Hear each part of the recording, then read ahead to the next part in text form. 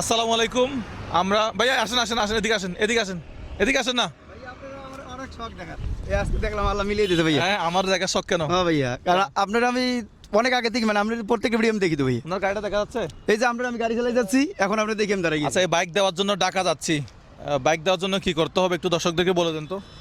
Bike দেওয়ার জন্য আপনার বেশিরভাগ আপনি মানে যতগুলো ভিডিও ছাড়েন সবগুলো ফলো করবে, কমেন্ট করবে, তারপর হয়তো ভাগ্যে যদি মিলিয়ে যায় আল্লাহ তাআলা মিলিয়ে দেয় হ্যাঁ, তাহলে ওই অবশ্যই মিলবে। আপনার সাথে 4-5 জন আছে না, ওই যে আপনার সাথে মনে করেন আশেপাশে আপনার এলাকার বা আপনি যেখানে কাজ করেন আপনার ড্রাইভার আপনার হেল্পার এরকম 5 জন নিয়ে 5টা মোবাইল নিয়ে সাবস্ক্রাইব করে এগুলো ছবি তুলে রাখবেন। আচ্ছা ঠিক আছে, বুঝতে পারছেন? জি।